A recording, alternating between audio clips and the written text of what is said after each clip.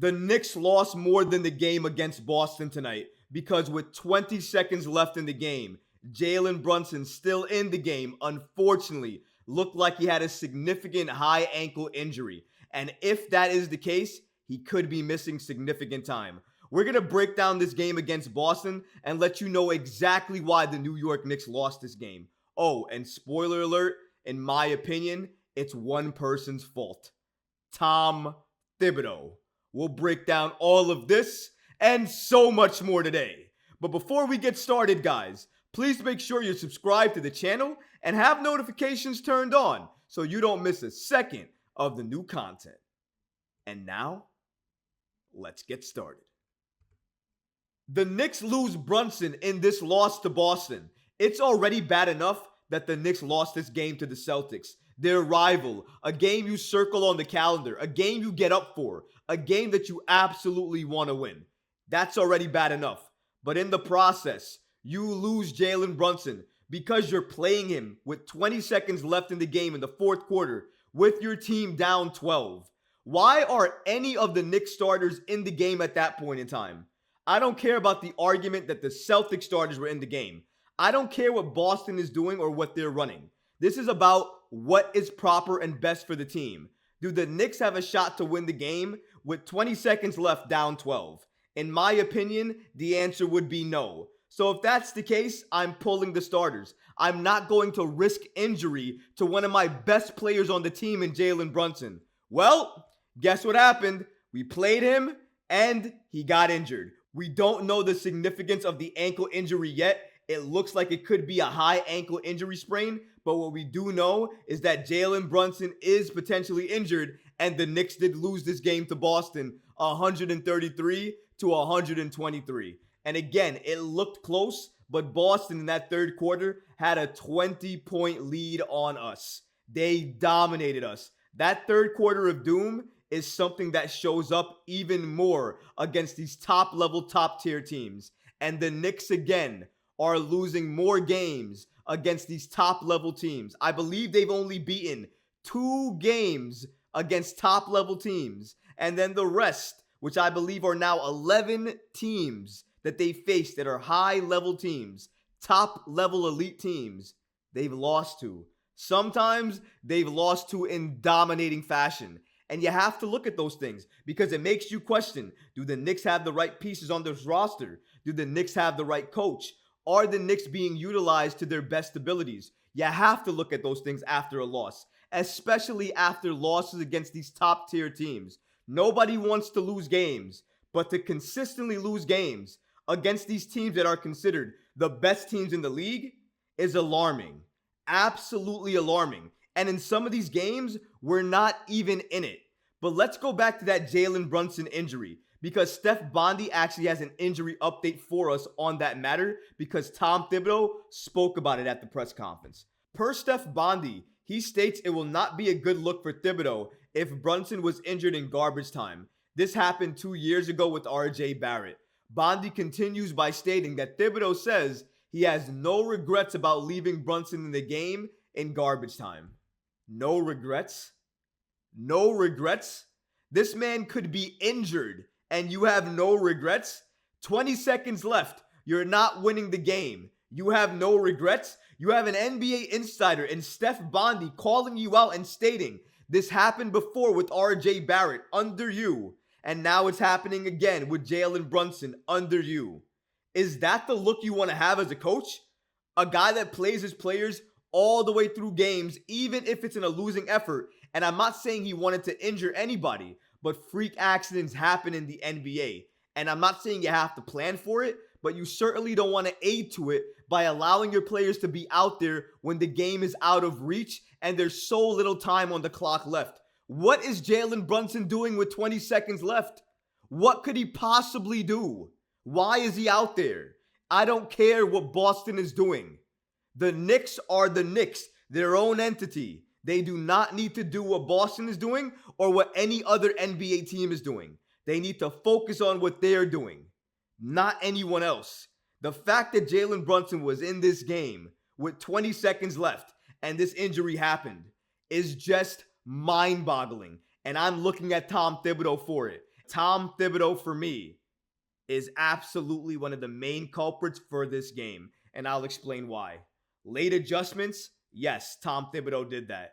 He played RJ Barrett at the 3-minute mark in the fourth quarter, well after the New York Knicks cut the lead to 9. RJ Barrett, who's one of your best attackers, did not see the light of the game till the 3rd minute of the fourth. Highway robbery.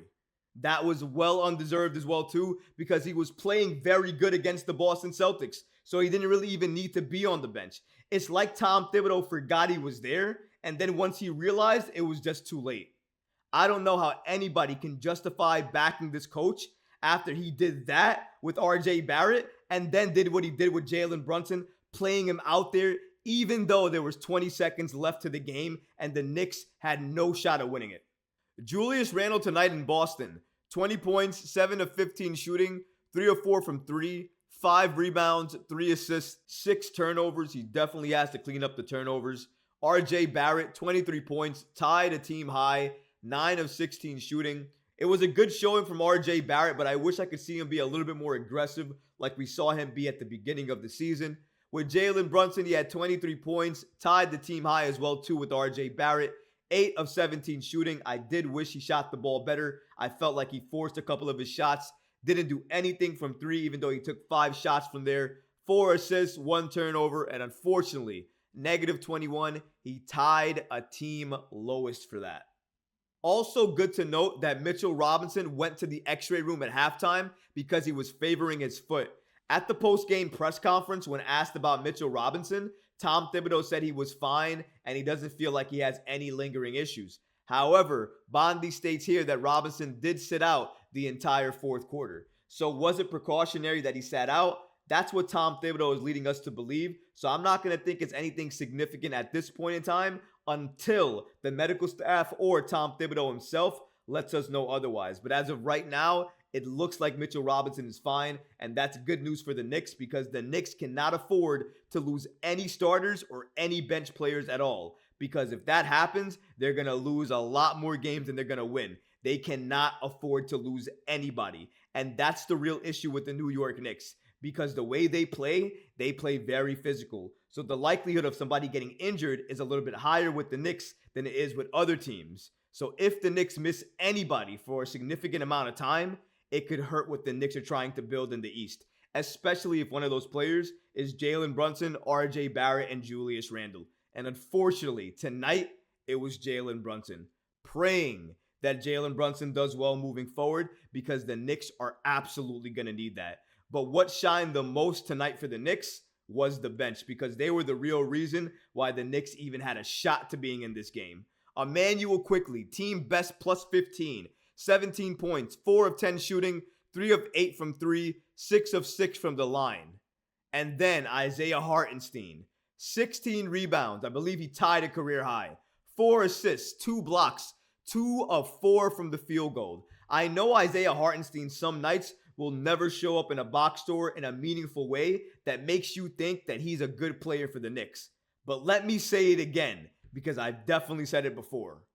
He is one of the best backup big men in the NBA today. Up there with Naz Reid, up there with Okongwu from the Atlanta Hawks. He is that good of a player. And maybe you can't see his impact each and every game from the offensive end. But defensively, rebounding-wise, what he does for the players around him, how he helps with facilitation, with passing, with the hockey pass. He is amazing for this Knicks team. He knows his role better than most players on this Knicks team does. And because of that, he plays it extraordinarily well. And Tom Thibodeau trusts him enough that when Robinson cannot be out there, he'll run Hartenstein out there for the longevity of the entire quarter. And if it means running him out there for the entire second half, he'll do it too. Tom Thibodeau has grown to trust Isaiah Hartenstein because Isaiah Hartenstein has adapted his game to fit Tom Thibodeau. And they both recognize that, and it's become a mutual respect type of thing.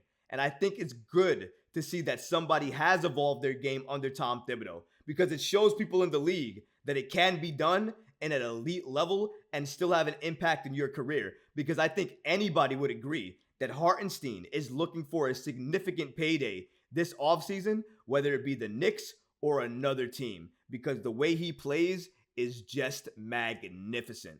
Something else to note here is that the Knicks starters all negative, negative 91 combined, and the Knicks bench was all positive, a plus 41.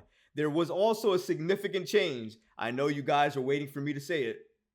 Quentin Grimes was benched tonight in favor of Donte DiVincenzo.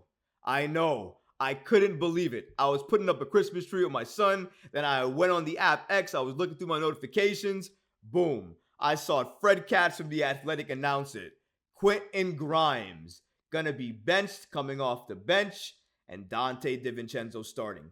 It was like I had Christmas come early. Now, when I show you this, it may not look like Christmas came early for Donte, but it will look like it came early for Quentin Grimes because he had a great showing and a great night off the bench.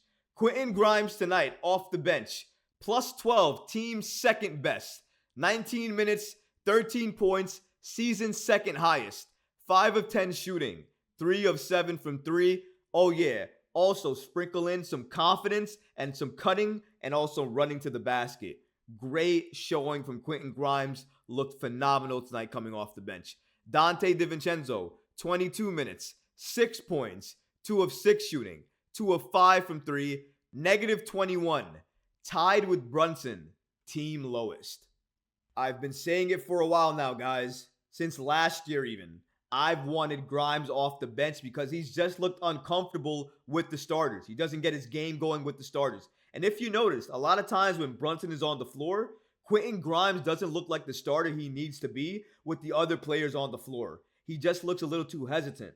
But tonight, coming off the bench, I personally felt like we saw a little bit of a glimpse into that Quentin Grimes that the New York Knicks made untouchable in trade talks for Donovan Mitchell. Because he was cutting, he was shooting the ball, he was aggressive, but more importantly, he was confident, and the Knicks players were trying to find him actively, and you love to see that. He looked involved, he looked happy, and he looked like he was getting whatever he wanted to get on the floor with that bench unit. And I think over the next few games, as we continue to see this lineup played and utilized, we're going to see this team get better with more chemistry and more understanding of their roles and what they need to do.